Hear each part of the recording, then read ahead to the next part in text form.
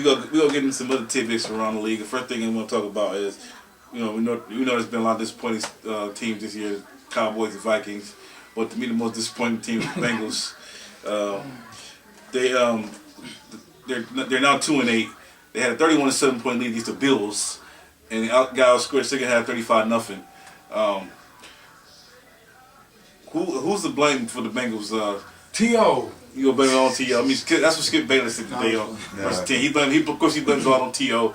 His explanation was, well, since he's there now, Carson Palmer keeps trying to throw the ball to him. He said T.O.'s got more targets at him than any other receiver this year. I mean, that may be true, but you can't blame that on T.O. You blame that on Palmer, or you blame it on Marvin Lewis for allowing it. Yeah. Who was their offensive coordinator? I don't even know. But that's the other problem. They lost their identity.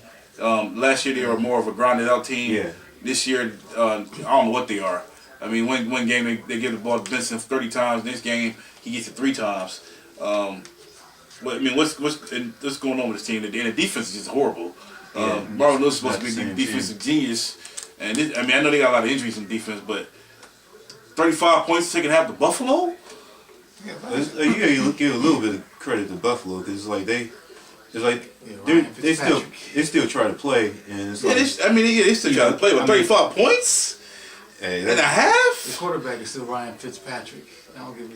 He's actually been doing all right this year. I mean, yeah, he's solid, but most teams don't even get 35 points second half to Peyton Manning. Right. I mean, yeah, this is a meltdown, but they just quit. Pretty much. They just all need to have their own shows. Because they were up 28-7, like after the first quarter, but it's like you can't just rest. You gotta. So who's to blame for all the Bengals? Is it all on Marvin Lewis or? It's Marvin Lewis and Carson Palmer.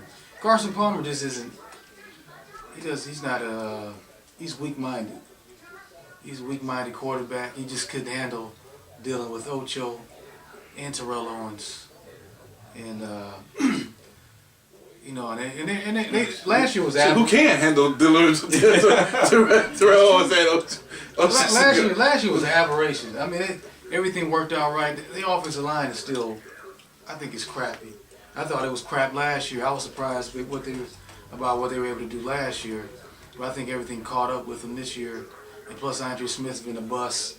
So I think combine all that, and then you add in the fact that you have a weak-minded quarterback, along with T.O. and you got Marvin Lewis, who should have been fired like 4 years ago anyway. Right. Well, that's my next question. He should have been. Maybe he should have been fired a long time ago. But will he actually get fired? Be fired this year? Yeah, if he stay, I don't see how he doesn't get fired this year. I mean, we're talking about the Bengals though, so. Yeah, but I still don't see how you stick with him after a year like this. He's had too many chances already. All right. Well, there was another firing this week, and it's about time. Bragg Childress got the axe. I guess the question here is, can we expect the same result? When Wade Phillips got fired, he got fired. Also, the Cowboys went 2 straight. You think Childress goes down? You think the Vikings all of a sudden now start playing again? Who cares? I don't know. Brett doesn't seem to really have that same magic that he had last year, and I don't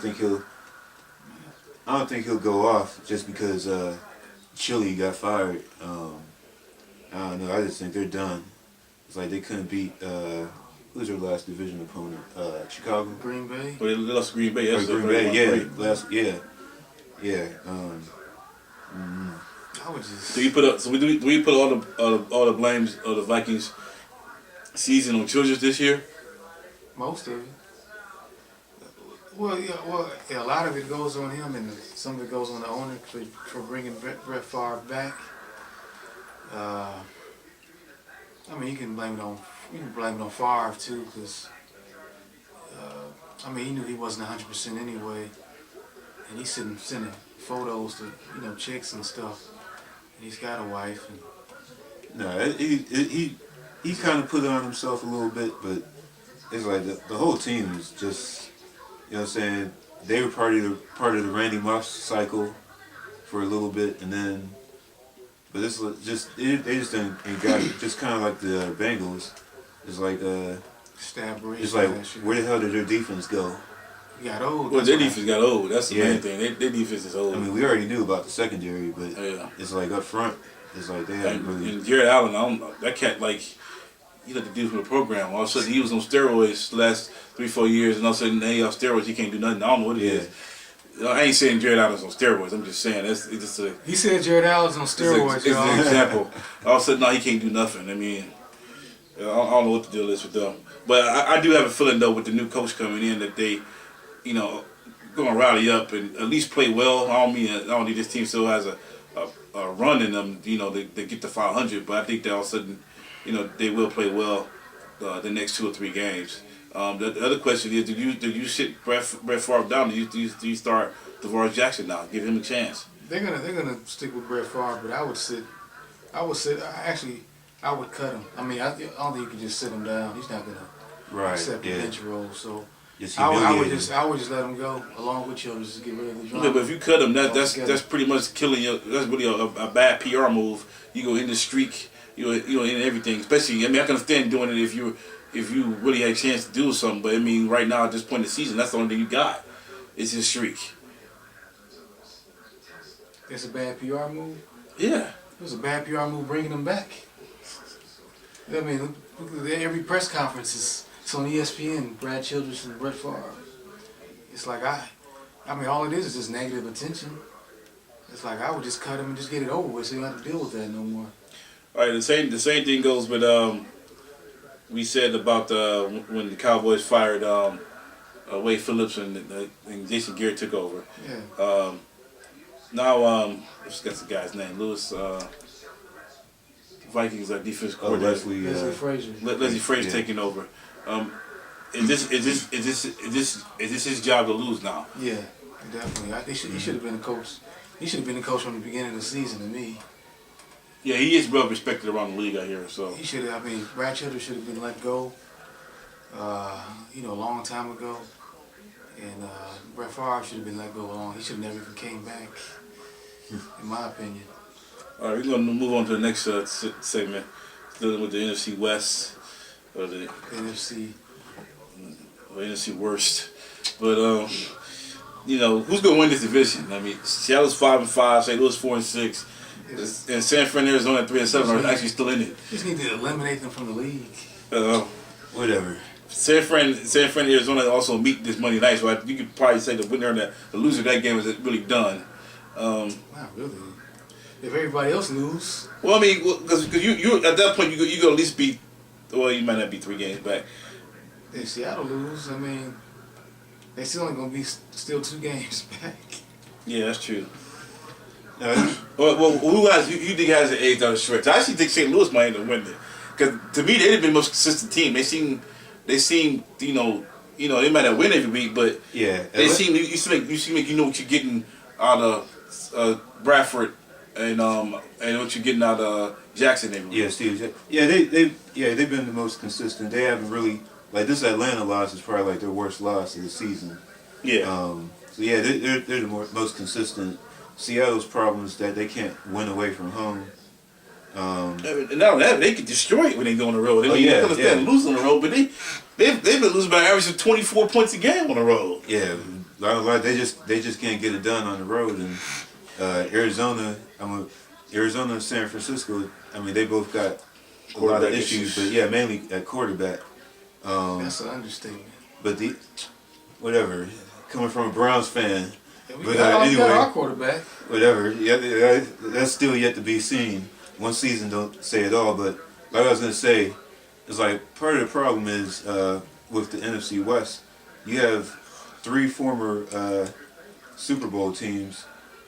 Or actually, no, Arizona, St. Louis. Well, actually, yeah, all of the teams have made the Super Bowl at one point in the past, you know, at least 10 years. 10 years, and then you have to go a little bit further back with San Francisco. But the problem is that they haven't been able to replace the talent or to keep it up. And so, I mean, you see the result of, you know, having made the Super Bowl but not winning it, or just haven't been there for so long, and then all of a sudden, it's like when things start going downhill, you don't, you know, replace your premier receiver or your solid quarterback. You know what I'm saying? Retire his number. So I think the other coaches in the division are set. I don't